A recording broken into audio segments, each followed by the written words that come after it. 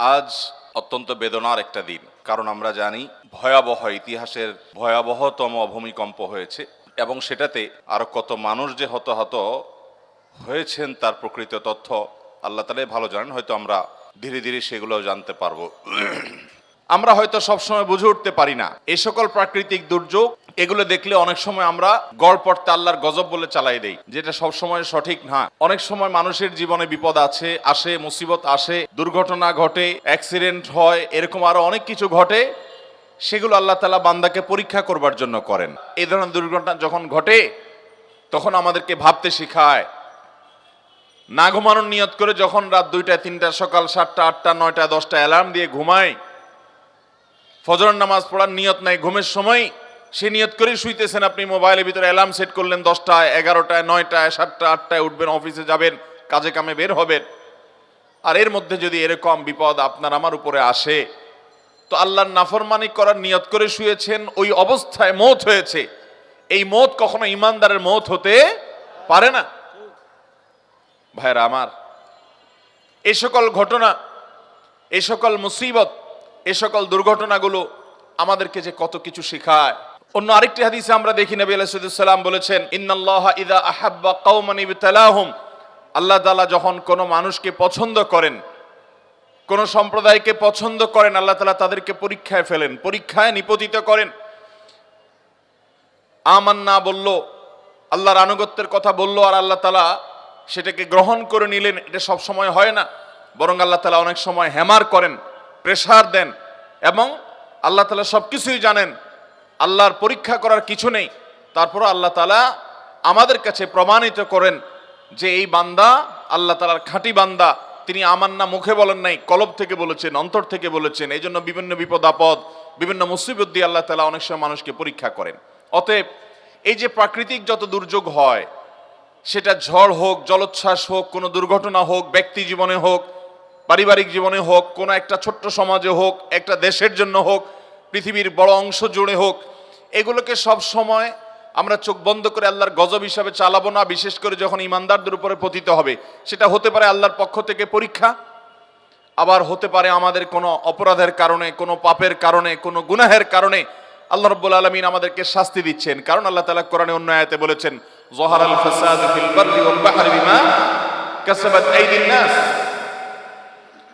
মানুষ নিজের হাতে যে সমস্ত গুনাহ কামায়, এগুলোর কারণে আল্লাহ তাআলা পৃথিবীতে কিছু ব্যত্যয়, কিছু দুর্ঘটনা, কিছু বিপদ আপদ আল্লাহ তাআলা দেন। কেন দেন?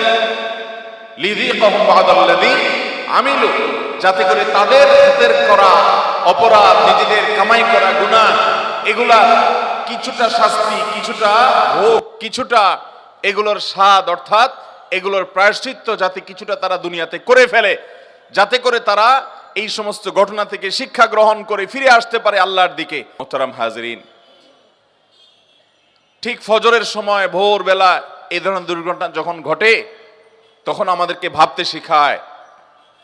না ঘুমানোর নিয়ত করে যখন রাত 2টা 3টা সকাল 7টা 8টা 9টা 10টা অ্যালার্ম দিয়ে ঘুমায়, ফজরের নামাজ পড়ার নিয়ত নাই, ঘুমের সময় সে নিয়ত করেই শুইতেছেন। আপনি মোবাইলের ভিতরে অ্যালার্ম সেট করলেন 10টায় 11টায় 9টায় 7টা 8টায় উঠবেন, অফিসে যাবেন, কাজে কামে বের হবেন। আর এর মধ্যে যদি এরকম বিপদ আপনার আমার উপরে আসে, তো আল্লাহর নাফরমানি করার নিয়ত করে শুয়েছেন, ওই অবস্থায় মওত হয়েছে। এই মওত কখনো ঈমানদারের মওত হতে পারে না।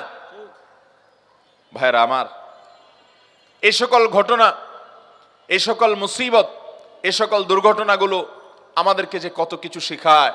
একটা শহর শেষ হয়ে যাচ্ছে সামান্য 1 মিনিট সময়ের মধ্যে। আল্লাহ রাব্বুল আলামিন কিয়ামত যে কায়েম করবেন, সূরা জিলজালের মধ্যে যে আল্লাহ বলেছেন, ইযা জুলজিলাতিল আরদু জিলজালাহা, এই ঘটনা আমাদেরকে সে আয়াতের দিকে নিয়ে যায় যে আয়াতে আল্লাহ বলেছেন, যখন এই গোটা ধরা পৃষ্ঠ, এই গোটা পৃথিবীকে প্রকম্পিত করা হবে এবং ফেটে চৌচির হবে, মধ্য থেকে সব মানুষ জীবন্ত হয়ে আবার হাসরের ময়দানে একত্রিত হবে।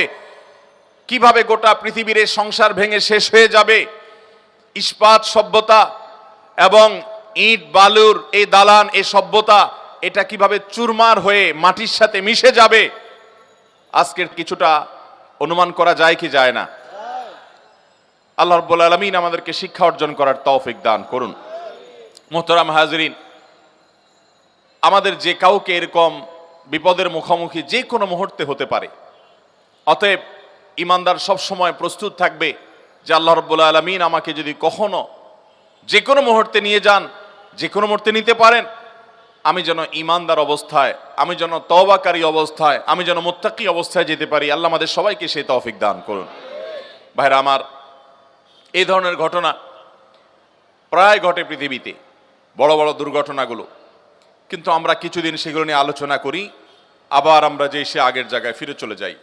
অথচ এগুলো থেকে আমাদের শিক্ষা গ্রহণ করার কথা। বিশেষ করে ভূমিকম্প নিয়ে এবং এই জাতীয় আরো অনেক প্রাকৃতিক বড় বড় ঘটনাগুলো ঘটে, যেগুলোকে আমাদের আজকের প্রজন্ম, আজকের দুনিয়া ওইটাকে রীতিমতো এনজয় করার চেষ্টা করে। ফেরাউন আল্লাহ তাআলা তার ভিতরে কিছু অলৌকিকত্ব দিয়েছিল, কিছু পাওয়ার দিয়েছিল, সেও মনে করেছিল যে আমাকে আর ঠেকায় কে। ঈমান আনে নাই আল্লাহর নবীর প্রতি, ঈমান আনে নাই আল্লাহর দাওয়াতকে, আল্লাহর নবীর দাওয়াতকে গ্রহণ করে নাই। আল্লাহ রাব্বুল আলামিন তাকে ধ্বংস করেছেন, ধ্বংস করে তার লাশ আল্লাহ তাআলা রেখে দিয়েছেন এবং কোরআনে আল্লাহ তাআলা আয়াত নাজিল করেছেন, কাযালিকা নুনাজ্জিকা বিবাদানিকা লিতাকুনা লিমান খালফাকা আয়া। ও ফেরাউন, তোমার পরে পৃথিবীতে যারা আসবে তারা যেন তোমার লাশ দেখে শিক্ষা গ্রহণ করে, এই জন্য তোমার লাশকে আমি হেফাজত করব, আল্লাহ কোরআনে ওয়াদা করেছে। এটা পচতে দেওয়া হবে না, যেভাবেই হোক মানুষ এটাকে সংরক্ষণ করতে পারবে, এটা রেখে দেওয়া হবে মানুষের শিক্ষা গ্রহণের জন্য। কিন্তু মানুষ খুব কমই শিক্ষা গ্রহণ করে। নবী করিম সাল্লাল্লাহু আলাইহি সাল্লামের হাদিস থেকে আমরা জানি, কিয়ামত যত নিকটবর্তী হবে ভূমিকম্পের পরিমাণ তত বাড়বে, ক্ষয়ক্ষতির পরিমাণ তত বাড়বে, মানুষ যত দালান কোঠার সভ্যতাকে বড় করবে, কিয়ামত যত নিকটবর্তী হবে, এগুলো সবগুলো কিয়ামতের আলামতের মধ্যে থেকে একটি। এই ভূমিকম্পের পরিমাণ যত বাড়তে থাকবে, কিয়ামত যত কাছাবে, ঘন ঘন ভূমিকম্প সারা পৃথিবীতে হবে। এর ভিতরে বড় আলামত সমূহের মধ্যে থেকে একেবারে কিয়ামতের কাছাকাছি সময় গিয়ে যে ভূমিকম্পগুলো হবে, সেগুলো একটা হবে পূর্বে, একটা হবে পশ্চিমে, ভূমি ধসের ঘটনা ঘটবে, একটা হবে মধ্যে। এরকম বড় বড় ভূমিকম্প হবে, ভূমি ধসের ঘটনা ঘটবে, যে গোটা পৃথিবীর সকল সিস্টেমকে প্রায় ধ্বংস করে শেষ করে দিবে এবং জানান দিবে যে পৃথিবীর আয়ু শেষ হয়ে এসেছে। আমরা আজ যে ভূমিকম্প করে মনে করছি না, এটার সাথে ধর্মের কোনো সম্পর্ক নেই, এটা নিছক বৈজ্ঞানিক বিভিন্ন সূত্রের আলোকে আমরা বলি যে এই কারণে হয়েছে, সেই কারণে হয়েছে, সেগুলো অবশ্যই সত্য হতে পারে, সেগুলোর সাথে কোনো সাংঘর্ষিকতা নেই। যেমন কেন ভূমিকম্প হয়, ভূমিকম্প কেন হয়, আজ থেকে শত শত বছর আগে ইমাম ইবনুল কাইয়িম রাহমাতুল্লাহি আলাইহি ভূমিকম্পের উপরে অনেক গবেষণা তার আছে। সেই গবেষণাগুলো পড়লে আমরা অবাক হয়ে যাব যে এত বছর আগে ইসলামের ইতিহাসের একজন বড় ইমাম, অনেক উঁচু মাপের একজন গবেষক, কিভাবে তিনি গবেষণা করে এই সমস্ত কারণগুলো আবিষ্কার করেছেন। আমি নিজে ইবনুল কাইয়িম রাহমাতুল্লাহি আলাইহি এর এই সম্পর্কে গবেষণা পড়ে সমসাময়িক বিজ্ঞানীরা আজকের যে সায়েন্স এবং বিজ্ঞান ভূমিকম্পের যে কারণ দর্শায়, এটার কারণ যেগুলোকে ব্যাখ্যা করে, উল্লেখ করে, সেগুলোর সাথে মিলালে দেখি অবিকল মিলে যায়। অবাক করা বিষয়, সে তখন তিনি গবেষণা করে গেছেন। এরকম বাহ্যিক কারণ থাকতেই পারে। পৃথিবীর ভূপৃষ্ঠের নিচের গ্যাস যখন কমে যায়, সেটা ভূমি ফাটলের মাধ্যমে হোক, আগ্নেয়গিরির মাধ্যমে হোক, প্রস্তর পরে যখন নানান কারণে পৃথিবীর এই নিচে দেশে তলদেশে ফাঁকার সৃষ্টি হয়, সেটার কারণে জমিন দেবে যায়, ভূমিকম্প হয়, এরকম নানান বিষয় বৈজ্ঞানিক গবেষণা উঠে এসেছে। এগুলোর সাথে কোন হাদিসে কোনো ইসলামের দৃষ্টি হলো, কোরআন এবং হাদিসের দৃষ্টি হলো আরো পেছনে। যেই কারণেই হোক না কেন, ওই কারণের পরের কারণ, তারও পরের কারণ, তারও পরের কারণ, যেগুলো সেগুলো বিজ্ঞান আর বলতে পারবে না, একজন ইমানদার বলতে পারবে আল্লাহর হুকুম হয়েছে, সৃষ্টি জগতের মালিকের ফয়সালা হয়েছে, তাই হয়েছে। অতএব আমরা অনেক কারণ বলতে পারবো। এখন যদি বলা হয় যে গ্যাস কেন বের হয়ে আসলো ফাটল দিয়ে, আগ্নেয়গিরি দিয়ে, এটার বিকল্প কেন থাকলো না? জলোচ্ছ্বাস হলো, ঘূর্ণিঝড় হলো, নিম্নচাপ তৈরি হলো, কেন নিম্নচাপ তৈরি হলো সাগরে, তার কারণ কি?